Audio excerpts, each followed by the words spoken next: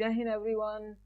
मैं ऋषि आप सभी लोगों का नीलिट कंप्यूटर कोर्स की इस सीरीज पे एक बार फिर से स्वागत करता हूं, जिसमें मैं आज सभी लोगों के लिए लेके आया हूं ओ लेवल की पहली क्लास, जो M1 R5 रिवीजन 5 पर बेस्ड पहली क्लास इंफॉर्मेशन टेक्नोलॉजी टूल्स और नेटवर्क बेसिस, जिसकी यह क्लास जिसमें आज मैं कंप्यूटर्स की पूरी जानकारी देने वाला हूं कि कंप्यूटर्स क्या है, कैसे इसका विकास हुआ था और इसकी कौन कौन से जनरेशन है, इसकी कैसी विशेषताएं हैं। उन सारी चीज़ों के बारे में मैं एक एक करके इस वीडियो में आपको पूरी जानकारी देने वाला हूं। यदि आपको ए लेवल, ओ लेवल और ट्रिपल सी से रिलेटेड किसी भी प्रकार की जानकारी चाहिए तो आप मेरे इस व्हाट्सएप नंबर 8819848462 पर कॉल कर सकते हैं। और साथ ही साथ मेरे यूट्यूब चैनल ऋषि गुप्ता को आप फॉलो कर सकते हैं और ओ लेवल से, ए लेवल से और ट्रिपल सी से रिलेटेड वीडियो आप वहां जितनी बार चाहें और जितना टाइम भी देखना चाहें आप वहां फ्रीली देख सकते हैं। तो चलिए बिना वेस्ट किए टाइम मैं आप सभी लोगों को हमारी मेन टॉपिक जिसको आज हम पढ़ने वाले हैं इसकी ओर आगे बढ़ते हैं। लेकिन इससे पहले आप सभी लोगों से मेरी रिक्वेस्ट है कि मेरे इस चैनल को ज़रूर सब्सक्राइब कर लें और साथ ही साथ बेल आइकन को भी प्रेस कर लें, ताकि जो भी वीडियो मैं न्यू डालूं वो आपको सबसे पहले मिल सके। और साथ ही साथ अपने व्हाट्सएप ग्रुप, अपने फेसबुक ग्रुप, इंस्टाग्राम ग्रुप, जितने भी सारे लोग हैं उन सभी लोगों के साथ इसे शेयर कर दें। चलिए ओ लेवल की इस पहली क्लास जिसमें M1 R5 information technology tools और नेटवर्क बेसिस की इस पहली क्लास पे मैं आपको लेकर चलता हूं, जिसमें आज हम पढ़ेंगे कि कंप्यूटर्स क्या है और इसको किस लैंग्वेज से एक्चुअली लिया गया था, इसकी पूरी डिटेल्स, इसके साथ साथ इसका जनरेशंस और यह कितने टाइप्स के हैं, ये सारे चीज़ के बारे में हम इसमें देखने वाले हैं। तो सबसे पहले मैं बताना चाहूँगा कि कंप्यूटर क्या है। तो जैसे हम सभी लोगों को पता है कि हम अपने घरों में, अपने मार्केट्स में, अपने दुकान पे देखते हैं जो कंप्यूटर जनरली यूज़ किया जाता है, तो वो कंप्यूटर क्या है एक्चुअली और उसे किस लैंग्वेज से लिया गया है, उसे क्यों डेवलप किया गया था। ठीक है, तो कंप्यूटर बेसिकली एक इलेक्ट्रॉनिक डिवाइस है। जैसे कि आप सभी लोगों को पता ही है कि कंप्यूटर एक इलेक्ट्रॉनिक डिवाइस है जो लाइट के माध्यम से चलती है। और इस डिवाइस को किस लैंग्वेज से एक्चुअली में लिया गया था, तो जो लैंग्वेज था आपका लैटिन जो एक भाषा है, उस भाषा से कंप्यूटर नाम से इसको जो है जाना जाता है, उससे लिया गया है। तो इसमें जो है बेसिकली उसका मेन अर्थ क्या है उस लैंग्वेज में, तो उसका अर्थ होता है कैलकुलेट करना, यानी कि गणना करना। यदि मैं हिंदी में कहूँ तो उसे गणना करना बोला जाएगा। तो जो भी आप यूज़र के द्वारा यानी कि हमारे द्वारा दिया जाता है इंफॉर्मेशन या इंस्ट्रक्शन उस कंप्यूटर पे एंटर करते हैं, उन सारे इंफॉर्मेशन, उन सारे डेटा को कैलकुलेट करता है और उसके बाद हमें उसका आउटपुट यानी कि रिजल्ट हमारे स्क्रीन पे या फिर हमारे प्रिंटर के माध्यम से हमें शो कर देता है। ठीक है, तो ये जो है बहुत ही फास्ट होती है इसकी कैलकुलेशन। ठीक है, क्योंकि जो है हम देखते हैं कि एक कंप्यूटर में जैसे ही हम टाइप करते हैं किसी चीज़ को, वो सामने हमें जो है स्क्रीन पे शो करा देता है। दैट मीन्स कि ये बहुत कम समय लेता है किसी भी डेटा को कैलकुलेट करने के लिए। बाकी आप इसको कैलकुलेट करने के लिए इस मेगा हर्ट्स या गीगा हर्ट्स का यूज़ किया जाता है, जो कि प्रोसेसर की स्पीड होती है। और ये 10 का घात माइनस 9 की ये स्पीड होती है, यानी कि एक प्रोसेसर की स्पीड 10 का घात माइनस 9, जिसकी आपकी वैल्यू आएगी 0.0000 एंड 000 एंड फिर 0 और 1। इतनी मिली सेकेंड में जो है ये कैलकुलेट करके आपको दे देती है। जैसे ही आपने टाइप किया आपका डेटा उधर शो हो जाता है। दैट मीन्स कि इसकी स्पीड बहुत हाई होती है। फिर आगे हम बढ़े हैं तो इसकी जो है टाइप्स की, तो आप सभी लोगों ने तो देखा होगा कि कई टाइप्स के कंप्यूटर्स हैं। तो इसको जो है बेसिकली दो भागों में जो है बांटा गया है। इसमें पहला है आपका कार्य के आधार पे कंप्यूटर को वर्गीकृत किया गया है और दूसरा जो है उसके साइज के आधार पे कंप्यूटर को वर्गीकृत किया गया है। तो इसमें जो कार्य के आधार पे हम देखें तो पहला जो है आपका एनालॉग कंप्यूटर। आपने जो है सुना होगा कि एनालॉग कंप्यूटर का यदि मैं एग्जांपल दूं तो आपका जो हॉस्पिटल में होती है ICU बेड पे लगी रहती है जो सिस्टम्स, यानी कि जिसकी सिग्नल कुछ इस टाइप की जाती है, ठीक है, तो ये आपका एनालॉग सिग्नल यानी कि एनालॉग कंप्यूटर कहलाएगा, ठीक है। जबकि आपकी डिजिटल कंप्यूटर की बात करूं तो डिजिटल कंप्यूटर में क्या होता है, डिजिटल कंप्यूटर आपका जो भी डेटा देगा वो 0 या फिर 1 या फिर 0 या फिर 1 के फॉर्मेट में देता है, ठीक है। तो ये आपका डिजिटल कंप्यूटर हो गया। जबकि हाइब्रिड कंप्यूटर की बात करूं तो दोनों रूल को फॉलो करता है, यानी कि एनालॉग को भी फॉलो करेगा और डिजिटल को भी फॉलो करेगा। तो इस प्रकार से ये 3 टाइप्स के जो कंप्यूटर्स हैं, यानी कि जो साइज के जो वर्क के आधार पे इसे डिवाइड किया गया है, उसमें है आपका एनालॉग और डिजिटल और हाइब्रिड कंप्यूटर। तो जैसे मैंने कहा कि एनालॉग कंप्यूटर जिसमें आपको सिग्नल कुछ इस टाइप के जो समुद्र की लहर जैसे होती है, कुछ ऐसे आपने देखा होगा कि आईसीयू बेड में लगा रहता है, वो आपका एनालॉग कंप्यूटर एग्जाम्पल हो गया। डिजिटल कंप्यूटर आपका जो डिजिटल इलेक्ट्रॉनिक चीज़ें होती है, जैसे आपका डिजिटल वॉच होते हैं, ये सारे डिजिटल कंप्यूटर्स की श्रेणी में आते हैं। और हाइब्रिड कंप्यूटर जो दोनों रूल्स को फॉलो करे, यानी कि आपका एनालॉग सिग्नल को भी और डिजिटल सिग्नल को भी, तो ये जो है आपका हाइब्रिड कंप्यूटर हो गया। फिर जो है हम दूसरा टाइप्स को देखें तो जो दूसरा टाइप यानी कि उसे जो साइज के आधार पे वर्गीकृत किया गया है, तो इसमें जो पहला टाइप है आपका एम्बेडेड कंप्यूटर। तो एम्बेडेड कंप्यूटर एक्चुअली है क्या, तो जो कंप्यूटर जिसे किसी एक खास या निश्चित कार्य के लिए जो है उसे डेवलप किया गया है, जैसे वीडियो गेम्स, कैलकुलेटर हो गए, ये किसी खास कार्य, यानी कि एक वीडियो गेम केवल वीडियो गेम्स ही प्ले कर सकता है, जबकि एक कैलकुलेटर के कैलकुलेशन करने के अलावा आपका कोई अलग काम नहीं कर सकता, यानी कि एक ही कार्य को बार बार कैलकुलेटर कैलकुलेट करने का कार्य बार बार कर सकता है, गेम को प्ले करने का कार्य बार बार कर सकता है। तो इस टाइप के जो कंप्यूटर होते हैं उसे आपका एम्बेडेड कंप्यूटर कहा जाता है। जबकि दूसरा जो टाइप है आपका माइक्रो कंप्यूटर, तो इस श्रेणी के कंप्यूटर में वे कंप्यूटर आते हैं जो मल्टीटास्क कर सकते हैं। दैट मीन्स कि एक ही साथ कई सारे कार्य को एक ही साथ वो जो है हैंडल कर सकते हैं। इस प्रकार के जो कंप्यूटर होते हैं उसे माइक्रो कंप्यूटर कहा गया। जैसे आपका डेस्कटॉप हो गया, लैपटॉप हो गया, ठीक है, ये सारे कंप्यूटर आपका माइक्रो कंप्यूटर की श्रेणी में आते हैं। और जो थर्ड टाइप है, यानी कि जो साइज के आधार पर डिवाइड किया गया है, उसमें थर्ड जो टाइप है आपका mini computer. Mini computer actually क्या है, तो वैसे कंप्यूटर जो माइक्रो कंप्यूटर से आपका थोड़ा बड़ा हो, यानी कि ज़्यादा पावरफुल हो, और मेन फ्रेम कंप्यूटर से थोड़ा कम पावरफुल हो, ऐसे कंप्यूटर आपका मिनी कंप्यूटर की श्रेणी में आते हैं। जैसे आपका एक माइक्रो कंप्यूटर केवल डेस्कटॉप या लैपटॉप यानी कि एक व्यक्ति जो है उसे यूज़ कर सकता है एक समय में, जबकि मिनी कंप्यूटर की बात करें तो एक ही समय में कई सारे व्यक्ति यूज़ कर सकते हैं, जो क्लाइंट सर्वर आर्किटेक्चर पे मौजूद होता है। यानी कि उसमें एक सर्वर होगा और उस सर्वर से कई सारे क्लाइंट्स कनेक्ट होंगे, तो ये जो है आपका क्लाइंट सर्वर आर्किटेक्चर पे मौजूद इस कंप्यूटर को कहा जा सकता है। यानी कि इसमें जो है इसका एग्जाम्पल आप इस कंप्यूटर को ले सकते हैं, जिसमें ये है आपका सर्वर और इसकी जो है कई सारे यूज़र्स हैं। तो ये हो गया आपका मिनी कंप्यूटर। और मेन फ्रेम कंप्यूटर की बात करें, जो आपका फोर्थ टाइप का कंप्यूटर है मेन फ्रेम। तो मेन फ्रेम कंप्यूटर्स वे कंप्यूटर्स होते हैं जिसका इस्तेमाल बड़े बड़े संस्था, बड़े बड़े ऑर्गेनाइजेशन के द्वारा किया जाता है। ऐसे कंप्यूटर्स को आपको मेन फ्रेम कंप्यूटर की श्रेणी में रखा जाता है, आपके मेन फ्रेम कंप्यूटर की श्रेणी में रखा जाता है, जिसमें आपका जैसे आपका बैंक्स, आपके फेसबुक, गूगल और आपके जो भारत के पॉपुलेशन को कंट्रोल करने वाले, यानी कि जो डेटा को स्टोर करते हैं, ऐसे ऑर्गेनाइजेशंस, इन सारे ऑर्गेनाइजेशंस के पास मेन फ्रेम कंप्यूटर होती है, क्योंकि इनके पास एक विशाल मात्रा में डेटा मौजूद होती है। तो उन सारे डेटा को कंट्रोल करने के लिए आपको मेन फ्रेम जैसे कंप्यूटर का यूज़ करना होता है। और जो फिफ्थ जो टाइप है आपका, वो है आपका सुपर कंप्यूटर। आपने तो सुना होगा सुपर कंप्यूटर। तो सुपर कंप्यूटर एक मोस्ट पावरफुल कंप्यूटर है जिसका इस्तेमाल आपके रिसर्च अनुसंधान केंद्र, यानी कि जो आपके रिसर्च डिपार्टमेंट हैं, जैसे इसरो है, नासा है, इन सारे लोगों के द्वारा जो यूज़ किया जाता है, इन सारे डिपार्टमेंट्स के द्वारा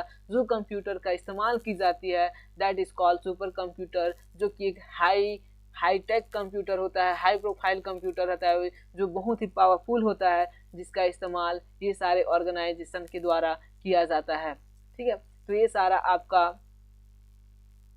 सुपर कंप्यूटर की श्रेणी में आते हैं।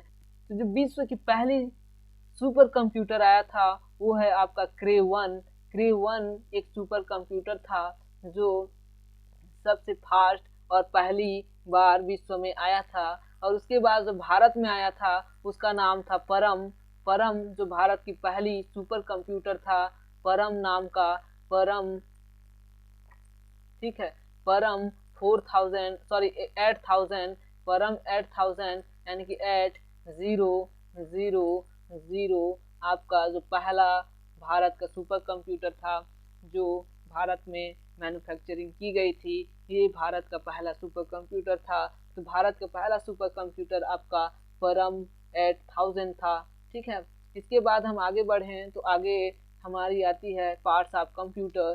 कंप्यूटर के कौन कौन से पार्ट्स हैं। तो जैसे कि कंप्यूटर्स आप लोगों को पता है, तो उस कंप्यूटर्स में कौन कौन से पार्ट्स होते हैं। तो एक होता है आपका इनपुट डिवाइस, दूसरा होता है सीपीयू और तीसरा जो होता है वो होता है आपका आउटपुट डिवाइस। तो आई होप कि इन सारी चीज़ों के बारे में आप लोगों को पता है कि जो कंप्यूटर्स के बेसिकली यही पार्ट्स होते हैं जिसके माध्यम से हम इनपुट्स करते हैं, वो तो सारे आपके इनपुट डिवाइस हो गए। और जिसके माध्यम से हम आउटपुट प्राप्त करते हैं वो सारे आपके आउटपुट डिवाइस हो गए।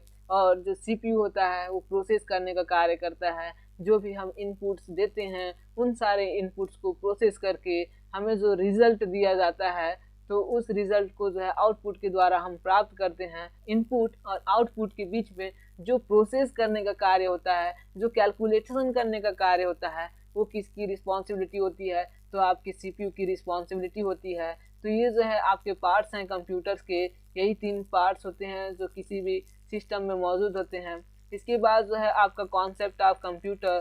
तो कंप्यूटर के कौन कौन से कॉन्सेप्ट हैं, यानी कि इसकी अवधारणा ये कैसे किन किन चीज़ों से बनती है। तो आपके जो है इसमें मुख्य रूप से 3 ही चीज़ें होती है। एक होता है आपका हार्डवेयर, दूसरा होता है सॉफ्टवेयर और तीसरा होता है यूज़र। इन्हीं 3 चीज़ों से जो है किसी भी कंप्यूटर का निर्माण किया जाता है। यानी कि हार्डवेयर जो आप जिसे छू सकते हैं, टच कर सकते हैं, ठीक है, वे सारे पार्ट्स जिसे हम फिजिकली देख सकते हैं वे सारे तो आपके हार्डवेयर कहलाते हैं। और वे सारे पार्ट्स जो कंप्यूटर के अंदर मौजूद हैं, जैसे आपका MS वर्ड हो गया, आपका फेसबुक हो गया, आपका गूगल हो गया, जितने भी सारे सॉफ्टवेयर्स हैं, जितने भी सारे एप्लीकेशंस हैं, वे आपके सॉफ्टवेयर कहलाते हैं। जबकि यूज़र यानी कि हम जो यूज़ करने वाले होते हैं वे सारे इसका यूज़र्स होते हैं। तो किसी भी सिस्टम के लिए, किसी भी डिवाइस के लिए इन 3 चीज़ों का होना अनिवार्य है, क्योंकि यदि हार्डवेयर ही हो और उसमें सॉफ्टवेयर ना हो तो उसकी कोई वैल्यू नहीं रहेगी, यानी कि वह एक निर्जीव टाइप का हो जाएगा। जिस प्रकार एक बिना जान के शरीर का कोई वैल्यू नहीं हो सकता, ठीक उसी प्रकार बिना सॉफ्टवेयर के किसी डिवाइस का भी कोई वैल्यू नहीं हो सकता। ठीक है, यदि जो हार्डवेयर है और सॉफ्टवेयर है लेकिन यूज़र ही नहीं है, उसे यूज़ करने वाला ही नहीं है, तो भी उसकी कोई वैल्यू नहीं रहती है। इसलिए जो इन तीनों चीज़ों का मेन इम्पॉर्टेंट रोल होता है किसी भी डिवाइस के लिए। तो ये हो गया आपका कॉन्सेप्ट ऑफ कंप्यूटर, यानी कि कंप्यूटर की अवधारणा। ये भी आई होप कि यहाँ तक क्लियर हो चुका होगा। तो नेक्स्ट टॉपिक की ओर मूव करने से पहले आप सभी लोगों से मेरी रिक्वेस्ट है कि यह वीडियो आपको यदि पसंद आ रही है, आपके लिए यूज़फुल लग रही है, तो प्लीज़ इस वीडियो को अपने दोस्तों के साथ, अपने ग्रुप्स में, अपने रिलेटिव के साथ, जो भी कंप्यूटर कर रहे हैं या फिर करने वाले हैं या सोच रहे हैं, तो उन सारे लोगों के साथ इसे ज़रूर शेयर करें। और यदि कोई कंप्यूटर कोर्स करना चाहता है तो मेरे से संपर्क कर सकता है, जो मेरा नंबर 88184846 पर कॉल कर सकते हैं और मेरे से इसके रिलेटेड पूरी जानकारी आप प्राप्त कर सकते हैं। यदि आपको किसी भी क्लास से रिलेटेड यदि कोई भी PDF नोट्स चाहिए तो आप मेरे से इस नंबर पे भी संपर्क कर सकते हैं या फिर व्हाट्सअप कर सकते हैं। तो चलिए मूव करते हैं नेक्स्ट टॉपिक की ओर, यानी कि जो जनरेशन है कंप्यूटर की, उस जनरेशन की ओर मूव करते हैं। तो जो आपका जनरेशन है, जिसमें जो है पहला जनरेशन यानी कि जो पहली पीढ़ी की कंप्यूटर आई थी उसे फर्स्ट जनरेशन कहा जाता है। तो फर्स्ट जनरेशन का जो कंप्यूटर था वो 1946 से लेकर 1959 के बीच में यूज़ होने वाले जो कंप्यूटर थे वो आपके फर्स्ट जनरेशन कंप्यूटर थे। इसमें बेसिकली वैक्यूम ट्यूब नाम का एक माइक्रो प्रोसेसर का यूज़ किया जाने लगा इस दौरान। और इसमें जो है मशीन लैंग्वेज जो 010 के फॉर्मेट में जो आपका गणना की जाती है, यानी कि इस दौरान इस लैंग्वेज का यूज़ किया जाता था। तो जो भी आप इनपुट्स देते थे तो उसमें जो है मशीन लैंग्वेज का ही इस्तेमाल करते थे। इसका जो एग्जांपल्स है तो आप जो है IBM 7000 और ENIAC और EDVAC, ये जो है आपका एग्जांपल्स हैं आपके फर्स्ट जनरेशन कंप्यूटर का। जबकि सेकेंड जनरेशन की बात करें तो सेकेंड जनरेशन जो कंप्यूटर था इसमें आपका 1960 से लेकर 1965 के बीच में जो कंप्यूटर इस्तेमाल होने लगा वो आपका सेकेंड जनरेशन का कंप्यूटर था। इसमें आपका ट्रांजिस्टर का इस्तेमाल किया जाने लगा आपके माइक्रो प्रोसेसर के रूप में, और इसमें जो है थोड़ा लेस पावरफुल था, यानी कि ये थोड़ा पावरलेस था, और इसमें जो साइज़ को भी थोड़ा कम किया गया। ठीक है, जो फर्स्ट जनरेशन की कंप्यूटर थी उसमें थोड़ा साइज़ बड़ी होती थी, तो उसी साइज़ को जो है इसमें थोड़ा कम किया गया और वो इसके लिए छोटे छोटे कंप्यूटर लाने लगे।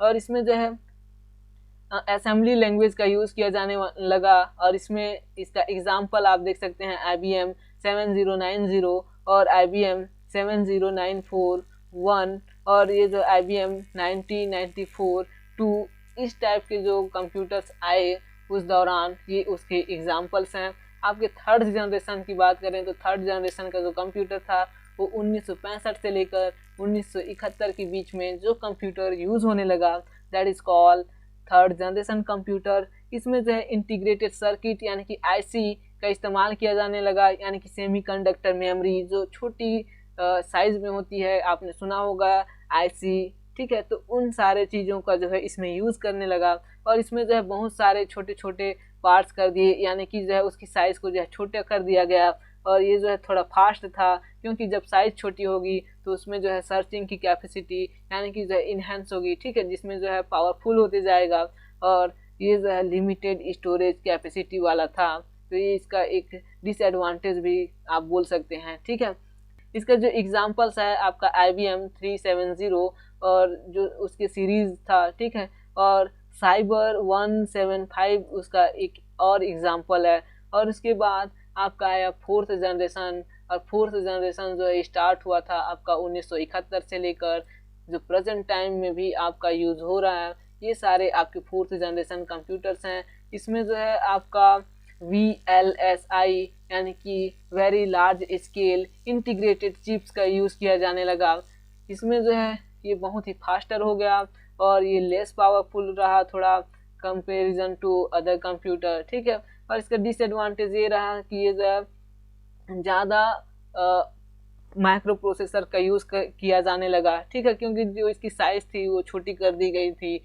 और इसका जो एग्जांपल्स हैं Cray, ठीक है, MPC, आपका WIP Pro, ठीक है, आपका लैंडमार्क 860, ये सारे उसका एग्जांपल्स हैं। और जो आपका लास्ट और जो अंतिम जनरेशन आया वो है आपका फिफ्थ जनरेशन। ये अभी वर्तमान में यूज़ हो रही है। आपका आर्टिफिशियल इंटेलिजेंस, आपका जो आर्टिफिशियल रोबोट्स, ये सारे जो कंप्यूटर्स हैं वो आपका एग्जांपल्स हैं फिफ्थ जनरेशन के।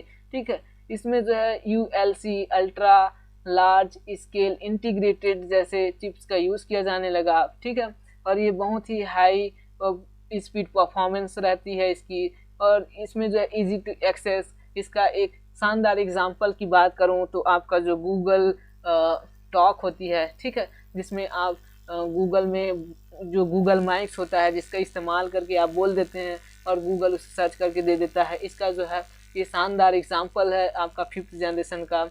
जितने सारे रोबोट्स आजकल आ रहे हैं ये सारे जो है आपका एग्जांपल्स हैं।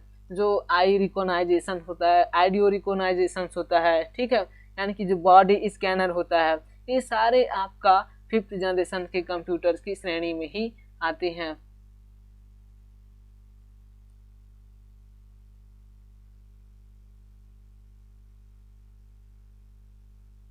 तो जो लास्ट है आपका कैरेक्टरिस्टिक्स ऑफ कंप्यूटर्स, यानी कि कंप्यूटर की कौन कौन सी विशेषताएं हैं। तो इसमें जो है आपका कंप्यूटर्स की विशेषताएं, तो इसमें स्पीड, तो आप लोगों को पता है कि कंप्यूटर की स्पीड जो है बहुत ही हाई होती है। किसी भी इंफॉर्मेशन को कैलकुलेट करने में वो ज़्यादा टाइम नहीं लेता, बल्कि वह बहुत ही हाई स्पीड के साथ डेटा को कैलकुलेट कर देती है और हमें प्रोवाइड करा देती है। तो इसकी स्पीड एक विशेषता होगी। दूसरी चीज़, इसमें शुद्धता यानी कि एक्यूरेसी पाई जाती है। तो इसमें शुद्धता कैसे रहती है, तो जो भी आप इंफॉर्मेशन उसमें टाइप करते हैं वो सारे एकदम क्लीन रूप में हमें प्रोवाइड कराती है, ना कि वो जो है उस पर हौच पौच कर देती है। ठीक है, यानी कि इसमें शुद्धता पाई जाती है। ठीक, जो लास्ट थर्ड जो आपकी विशेषता है कंप्यूटर की, वो है सार्वभौमिकता। यानी कि इसकी उपयोगिता हर क्षेत्र में, चाहे आपका एजुकेशनल हो, चाहे आपका चिकित्सा के क्षेत्र में हो, यानी कि मेडिकल के क्षेत्र में, या फिर जो है व्यापार के क्षेत्र में, या फिर अन्य किसी भी क्षेत्र को ले लो, यानी कि एंटरटेनमेंट हो आपका, या फिर जो है गेम्स हो, उन सारे क्षेत्रों में इसकी आज मौजूदगी है। तो इसका मतलब ये है कि इसमें जो है वर्साबिलिटी है। ठीक है, यानी कि ये सार्वभौमिक रूप से सभी क्षेत्रों में आपका यूज़ कर रहे हैं, इसलिए ये एक सार्वभौमिक के रूप में भी आप ले सकते हैं। तो इसकी जो चौथी विशेषता है वो है आपकी हाई स्टोरेज कैपेसिटी। जैसे कि आप सभी लोगों को पता है कि एक छोटी सी चिप्स बहुत सारे डेटा को कैप्चर कर सकती है। ठीक है, तो इसका मतलब ये है कि हाई स्टोरेज कैपेसिटी रखती है और छोटी से छोटी चीज़ में, यानी कि एक पेन ड्राइव जिसकी साइज़ तो एक छोटी होती है, लेकिन उसमें डेटा आप लाखों करोड़ों के डेटा को आप उस पर स्टोर करके रख सकते हैं। इसका मतलब यही हुआ कि एक छोटी सी कंप्यूटर, एक छोटी सी डिवाइस जिसका यूज़ करके आप लाखों करोड़ डेटा को एक ही जगह स्टोर करके रख सकते हैं। ठीक है, तो जो लास्ट है आपका रिलायबिलिटी यानी कि विश्वसनीयता। तो एक कंप्यूटर में हमें विश्वसनीयता होती है, हमें विश्वास होता है कि उसके द्वारा जो दी गई जानकारी है वो पूर्ण रूप से सही है। यानी कि इसमें शुद्धता पाई जाती है और सार्वभौमिकता पाई जाती है। साथ ही साथ इसमें विश्वसनीयता भी होती है कि इसकी जो डेटा है, जो हमने दी थी इनपुट्स, उसकी जो कैलकुलेशन मिली है, जो रिज़ल्ट हमें मिली है, उसमें हमें पूर्ण रूप से विश्वास होता है कि हाँ, एक कंप्यूटर के द्वारा दी गई जो आपका रिज़ल्ट है उसमें किसी प्रकार की अशुद्धि नहीं है।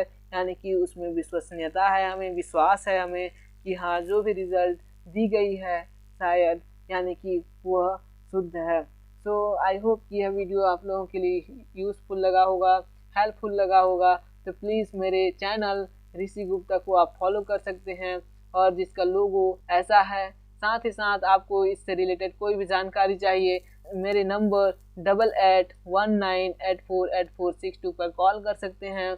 और यदि आपको पीडीएफ नोट्स चाहिए तो आप मेरे इस व्हाट्सएप नंबर पे ही कॉल करें। और आपको ओ लेवल, ए लेवल या फिर ट्रिपल सी से रिलेटेड किसी भी तरह की जानकारी चाहिए तो भी आप मेरे इस नंबर पे कॉल कर सकते हैं। So thank you for watching this channel, and please share and subscribe this channel.